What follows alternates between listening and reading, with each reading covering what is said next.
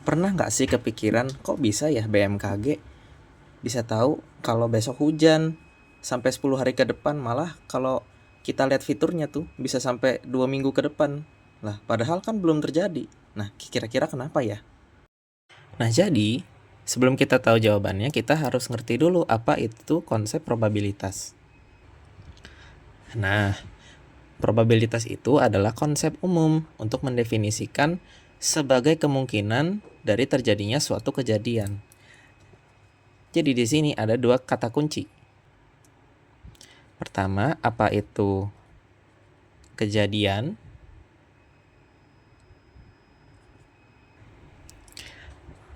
Jadi, di probabilitas itu ada dua hal. Pertama, kemungkinan.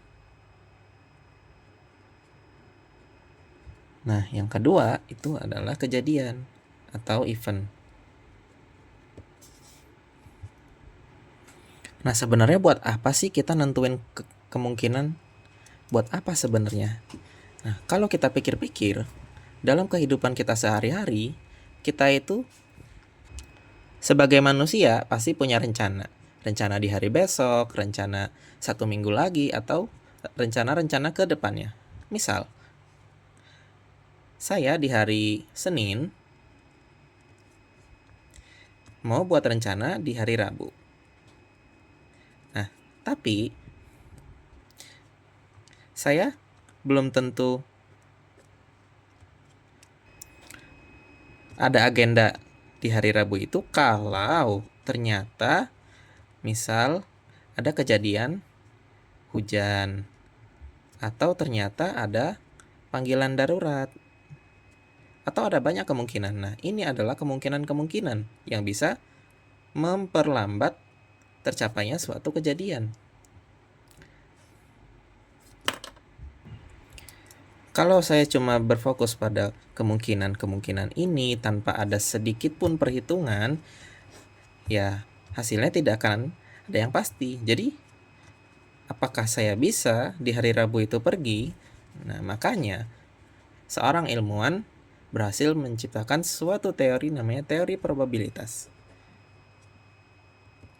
Nah, teori ini mendukung gagasan dari kemungkinan itu. Kayak gimana sih caranya? Pertama, kita harus mengenal ruang sampel. Ruang sampel itu adalah semua hasil yang mungkin terjadi dari suatu percobaan. Misal, kita ada 5 percobaan.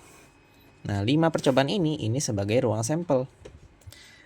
Nah, adapun keberhasilannya itu bisa terjadi di yang pertama, kedua, atau mungkin lompat ke yang keempat. Nah, teori seperti ini kemudian dikembangkan menjadi suatu teori yang dinamakan teori probabilitas.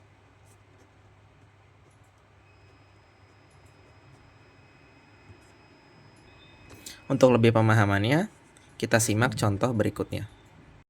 Contoh pertama, sebelumnya kita kan ngebahas nih, sebenarnya BMKG itu menghitung dari mana sih? Nah, ini adalah contoh simpelnya.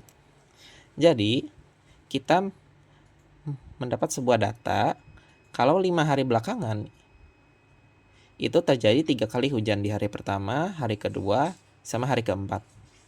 Nah, tadi seperti yang kita singgung, 5 ini adalah jumlah dari ruang sampelnya.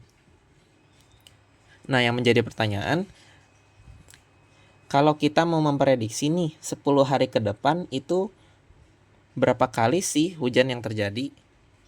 Akan ada muncul hujan berapa kali gitu dalam 10 hari ke depan. Dalam kurung dengan kondisi keadaan yang sama seperti 5 hari belakangan. Nah, makanya di sini total kejadian kita bagi dengan sampel kejadian. Kejadiannya berapa tadi? Dalam 5 hari itu ada 3 kali. Berarti 3/5 kita kalikan dengan sampel yang akan diuji. Nah, sampel yang diuji ini adalah hari berikutnya yang kita ujikan atau sampel yang baru. Kita kali dengan sampel yang baru. Maka setelah kita melewati perhitungan ketemulah 6 hari. Nah, artinya jika dalam kondisi hari yang sama, atau keadaan yang sama, maka dalam 10 hari ke depan itu akan terjadi 6 hari yang akan hujan. Nah, ini adalah kemungkinan. Kemungkinan mendekati nilai kepastian.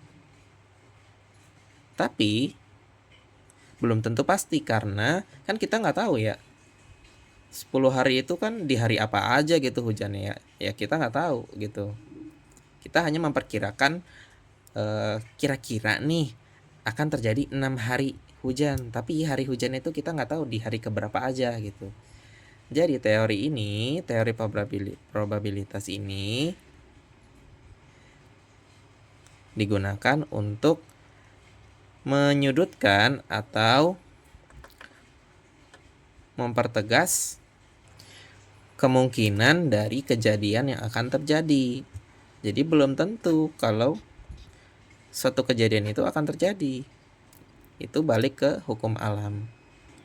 Nah, dalam contoh lain, misal ada keluarga baru. Keluarga baru ini berencana untuk punya 3 orang anak. Nah, kita bisa memprediksi nih, kira-kira 3 anak ini gendernya apa aja gitu. Berarti di sini kita mencari sampelnya. Gimana sih cara cari sampelnya gitu? Kita punya data di mana di sini ada orang tua. Orang tua pasti jumlahnya ada 2 ya, nggak mungkin 1. Nah, kemudian kita buat pohon faktor. Di mana ini kemungkinan anak pertamanya lahir sebagai ada laki-laki, ada perempuan. Nah, kita buat 2 percabangan. Habis itu, di antara percabangan kita buat cabang-cabang lainnya dengan pola yang sama. Ada laki-laki, perempuan, dan seterusnya. Nah, kemudian dari total percabangan ini kita bisa memprediksi kira-kira anak pertamanya itu laki-laki kah, perempuan kah, anak keduanya laki-laki kah atau perempuan kah?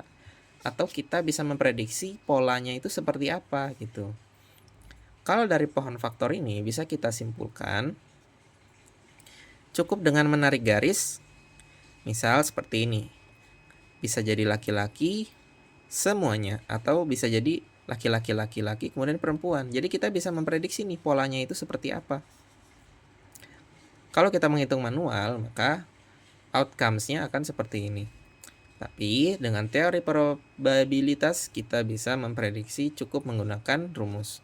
Nah, bagaimana rumusnya?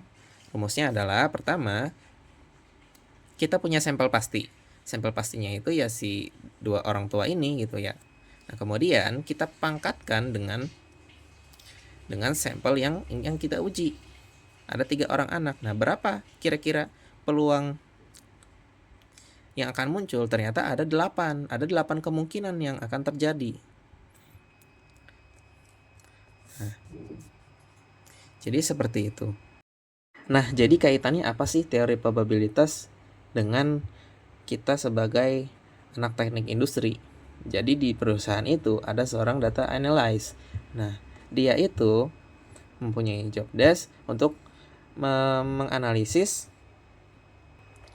data yang didapat untuk menentukan keputusan perusahaan selanjutnya. Misal kita mau menaikkan income dari suatu produk yang kita punya gitu. Nah, tapi kita punya beberapa pertimbangan. Nah, pertimbangan ini sebagai kemungkinan gitu. Maka langkah seperti apa yang terbaik untuk perusahaan ini? Nah, makanya kita memakai teori probabilitas. Kita harus belajar dulu dasarnya. Baru kita bisa mempraktekkan dalam hal-hal yang besar.